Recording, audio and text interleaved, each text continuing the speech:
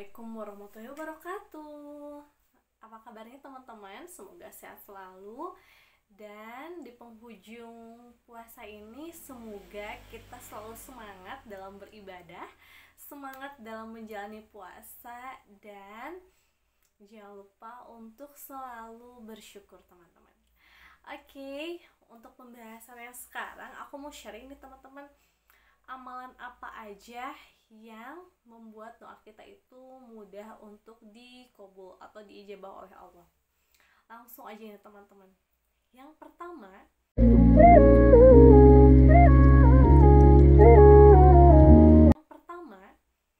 pada saat kita beristighfar. Kenapa kita harus beristighfar terlebih dahulu? Karena mungkin dosa kita yang kita sengaja maupun yang tidak disengaja, atau yang disadari dan yang tidak disadari, dosa itu menghalangi doa kita teman-teman.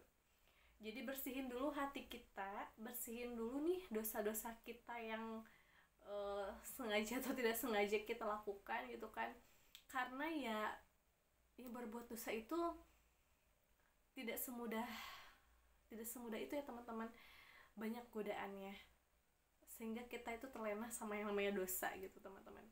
Nah, untuk supaya kita itu bersih dari dosa tersebut, maka bacalah istighfar teman-teman sebanyak-banyaknya. Bisa setelah sholat, astagfirullahaladzim gitu kan. Makin banyak makin bagus teman-teman. Yang penting kita niatnya meminta ampunan kepada Allah Subhanahu wa taala terhadap dosa yang kita perbuat.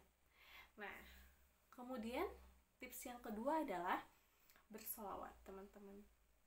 Solawat itu merupakan jalan dimudahkannya doa kita itu diijabah. Mengapa demikian? Karena doa kita bisa saja terhalang di langit nih, belum sampai ke atas masih terhalang karena adanya, seperti tadi teman-teman, adanya dosa kita, kemudian karena kita tidak bersolawat. Rasulullah pun mengajarkan kita untuk bersolawat agar dimudahkannya doa kita itu diijabah, dikabul Allah teman-teman. Dari semua ibadah, yaitu ibadah solawatlah yang tidak mungkin tidak diterima teman-teman. Jadi ya perbanyak sholawat supaya doa kita itu mudah diijabah. Perbanyaklah istighfar. Nah, kalau dalam sholawat, sholawat apa aja nih yang membuat kita itu dimudahkannya hajat kita?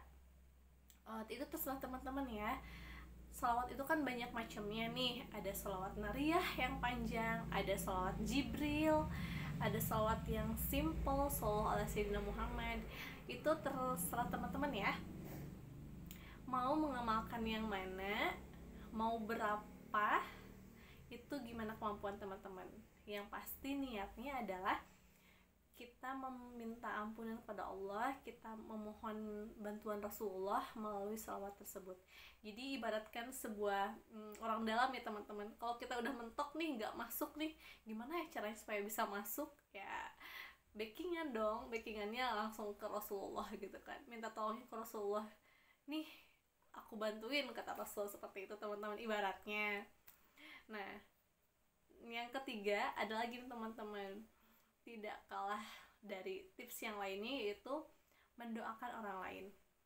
Kenapa sih kita harus mendoakan orang lain? Karena tanpa kita sadari teman-teman, kalau kita mendoakan orang lain, secara tidak langsung doa itu adalah kembali kepada diri kita sendiri. Makanya nih, kalau lagi kesel, lagi marah sama seseorang, jangan sampai ya mendoakan hal-hal yang jelek gitu kan. Semoga dia tidak beruntung. Nah, jadi doa itu tuh bakalan balik lagi kepada diri kita sendiri teman-teman, tanpa kita sadari. Makanya kalau lagi kita kesel, ya Allah semoga dia diberikan hidayah gitu kan, ya Allah semoga dia selalu bahagia hidupnya gitu kan. Jadi kan doanya balik lagi nih sama kita. Dan dalam beberapa ayat mengatakan bahwa apabila kita berdoa kepada orang lain, mendoakan orang lain, otomatis malaikat pun mendoakan yang sebaliknya untuk diri kita. Apalagi nih kalau mendoakannya secara diam-diam, maksudnya tanpa diketahui oleh orang tersebut gitu kan. Misalnya kita mau berangkat kerja, kemudian di jalan kita melihat seorang pemulung yang membawa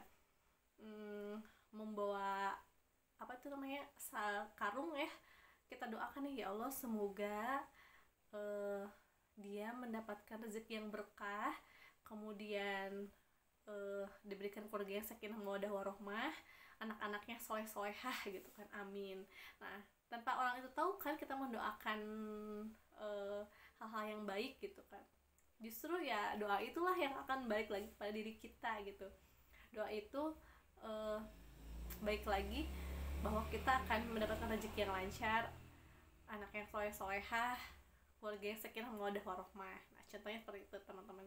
Jadi di setiap perjalanan nih kita lihat misalnya ada ojek online, ya Allah semoga bapak yang di ojek online itu diberikan keselamatan, kemudian dilancarkannya rezekinya gitu kan. Nah, jadi doa itu ya baik lagi pada diri kita sendiri teman-teman. Jadi mending mendoakan yang mana nih?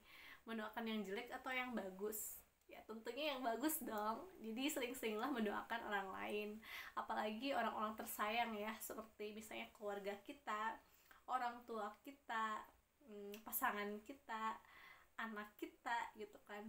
Kita doakan setiap hari hal-hal yang baik untuk mereka.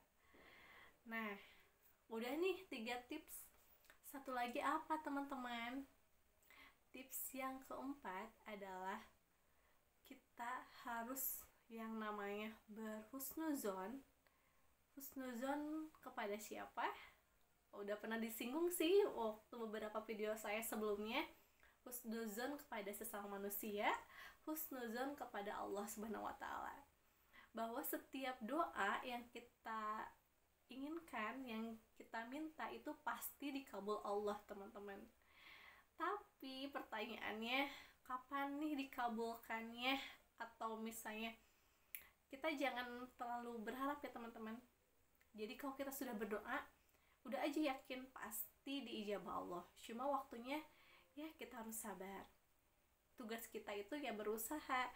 Kita tidak tahu kan usaha mana sih yang membuahkan hasil, capai yang mana nih yang bakalan membuahkan keberhasilan gitu kan. Usaha yang mana, capai yang mana, atau doa yang mana yang Allah kabulkan gitu. Jadi tidak berhenti, kita pokoknya optimis teman-teman. Jangan putus asa karena misalnya doa kita belum dikabul Allah. Teruslah beristighfar di setiap waktu, kemudian bersolawatlah dimanapun dan kapanpun, kemudian doakanlah orang lain di sekitar kita, apalagi orang yang mungkin menyakiti kita. Justru kan ada sebuah hadis mengatakan orang yang terzolimi itu doanya diijabah Allah. Jadi manfaatkanlah momen itu sebagai doa yang akan balik lagi pada diri kita sendiri teman-teman. Jadi itu ya teman-teman tipsnya, semoga bermanfaat.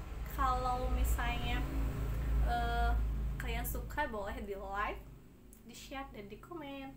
Assalamualaikum warahmatullahi wabarakatuh.